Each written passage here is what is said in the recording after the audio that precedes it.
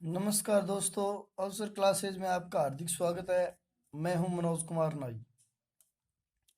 आज का जो हमारा टॉपिक है वो है जनजातीय विद्रोह है कि अंग्रेज भारत में आए और उन्होंने जब प्लासी के युद्ध के बाद में शासन करना शुरू कर दिया तो भारतीयों ने इस शासन को मन से तो कभी स्वीकार नहीं किया, लेकिन समय समय पर इनका विरोध करने की भी किसी प्रकार की कमी नहीं रखी। और ये विरोध की जो डोर है वो दिन प्रतिदिन आगे बढ़ती रही और एक दिन इतना भयंकर विरोध हुआ कि भारत आगे जाकर के स्वतंत्र हुआ। तो इन्हीं विद्रोहों के दौरान आज हम पढ़ते हैं जनजातीय विद्रोह है। यानी जनजाति वह होती है जो जंगलों में निवास करती है तथा आधुनिक समाज से पूरी तरह कटी हुई थी और अपना उनका एक नियम और एक कानून था। अंग्रेज आए और उन्होंने जंगलों पर अधिकार किया और विभिन्न प्रकार के कर लगा दिए। उससे क्या हुआ कि विभिन्न प्रकार की जनजातियां थी वो नाराज हो गई और उन्होंने विद्रोह किया। तो हम बात करेंगे आज जनजातीय विद्रोहों की। तो शुरू करते हैं एक नंबर से। सबसे पहले सन्यासी विद्रोह। सन्यासी वे लोग होते थे जिसे हम साधु संत भी कहते हैं, और उस जमाने में साधु संत कृषि कार्य भी करते थे और उसके साथ साथ निरंतर तीर्थ यात्राओं पर भी जाते थे। यह विद्रोह सन 1769 से 70 में हुआ, जब बंगाल में भयंकर अकाल पड़ा। उस समय हुआ। उस समय क्या हुआ कि 1769 से 70 में बंगाल में भयंकर अकाल पड़ा और अंग्रेजों ने बड़ी कड़ाई के साथ क्या हुआ कि भूमि कर वसूल किया, तथा इसके साथ साथ उन्होंने क्या किया कि जो इस सन्यासी विद्रोह का मुख्य कारण भी साबित हुआ और अंग्रेजों ने तीर्थ स्थानों पर आने जाने पर प्रतिबंध लगा दिया। तीर्थ स्थानों पर आने जाने से पर प्रतिबंध लगाने से सन्यासी अत्यधिक नाराज हुए और उन्होंने विद्रोह कर दिया, क्योंकि उनका मुख्य कार्य धार्मिक स्थलों की यात्रा करना और अपना जीवन यापन करना था। और यदि उसी पर टैक्स लगा दें और उसी पर प्रतिबंध भी लगा दें तो सन्यासियों का नाराज होना जायज था। तो सन्यासी नाराज हो गए और उन्होंने विद्रोह कर दिया और विद्रोही सन्यासियों ने अंग्रेजों की कोठियों पर हमला किया और उन्हें लूटा। इससे अंग्रेजों ने इस विद्रोह को बड़ी क्रूरतापूर्वक दबाया और सन्यासी विद्रोह को वारेन हेस्टिंग्स ने लंबे समय के बाद में दबा दिया। और सन्यासी विद्रोह की जो हमें जानकारी मिलती है वो बंकिम चंद्र चटर्जी की पुस्तक आनंद मठ से मिलती है कि किस प्रकार से सन्यासियों ने विद्रोह किया और उसका क्या क्या प्रभाव पड़ा। अब बात करते हैं, ये था सन्यासी विद्रोह। तो ये बार बार पूछा जा चुका है, काफी बार पूछा जा चुका है कि सन्यासियों ने विद्रोह क्यों किया। पिछले बोर्ड के एग्जाम में आया था कि सन्यासियों ने विद्रोह क्यों किया। तो सन्यासियों के विद्रोह करने का मुख्य कारण था कि अंग्रेजों ने तीर्थ स्थानों पर आने जाने पर प्रतिबंध लगा दिया था। तो अब की बार बड़ा प्रश्न भी आ सकता है, तो ध्यानपूर्वक इसे याद करें। आगे बात करते हैं हम। अगला जो विद्रोह हुआ वो था कोल विद्रोह। कोल एक जनजाति है। यह आंदोलन झारखंड तथा पश्चिम बंगाल में रहने वाली कोल जनजाति के द्वारा किया गया। जो मुख्यतः झारखंड और पश्चिम बंगाल में रहती है कोल जनजाति, उसका नाम है, जो जंगलों में निवास करती है। और इस विद्रोह के निम्न कारण थे।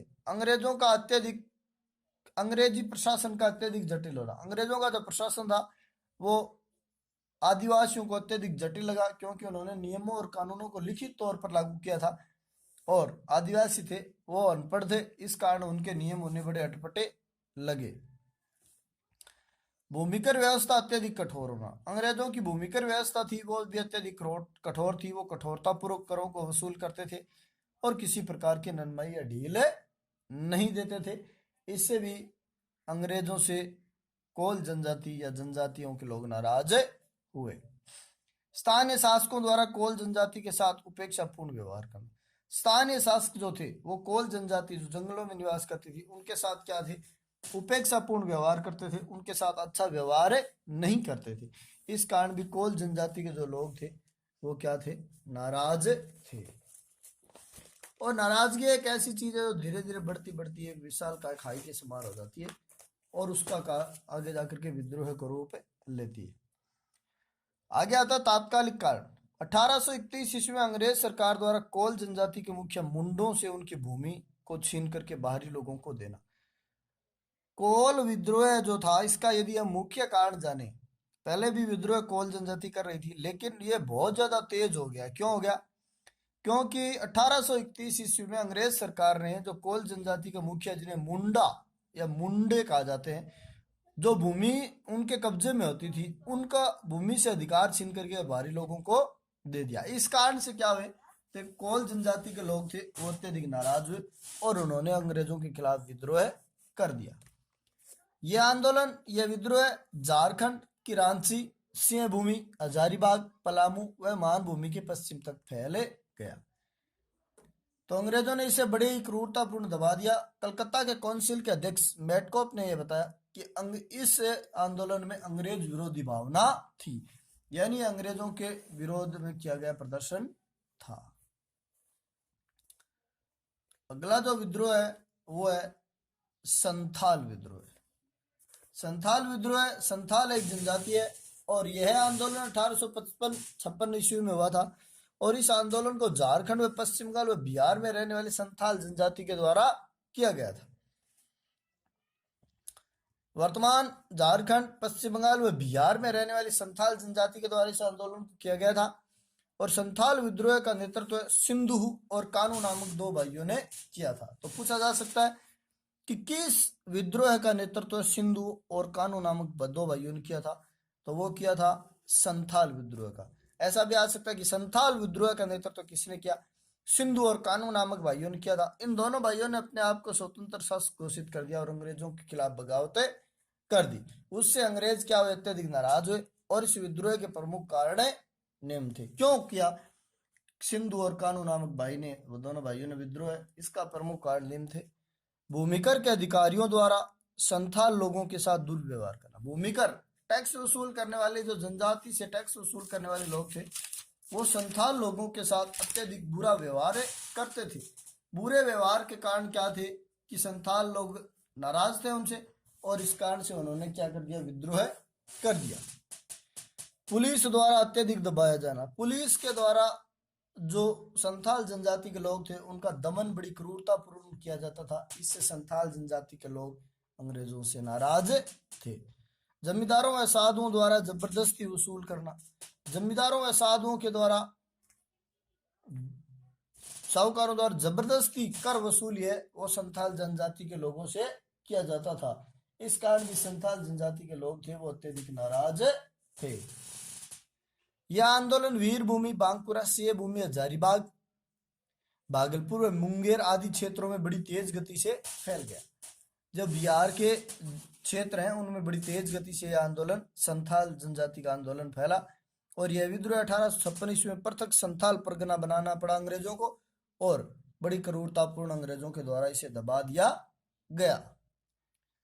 इसके बाद में अगला आंदोलन जो आता है वो आता है आंदोलन विद्रोह है। हम विद्रोह की बात कर रहे हैं, ये व्यवस्थित नहीं हुए। उसके बाद में बात करते हैं भील विद्रोह। भील जनजाति जो खानदेश जिसे कहते हैं, यानी गुजरात, राजस्थान, मध्य प्रदेश में मुख्यतः निवास करती है और यह विद्रोह 1812 से 19 से बीच में प्रारंभ हुआ था और इसका मुख्य कारण कृषि संबंधी पाबंदियां थी। अंग्रेज सरकार ने बहुत ज्यादा कृषि पर कर लगा दिया और कृषि पर अनेक प्रकार की पाबंदियां भी लगा दी। इन पाबंदियों के कारण क्या थे कि नाराज भीलों ने क्या कर दिया, विद्रोह कर दिया।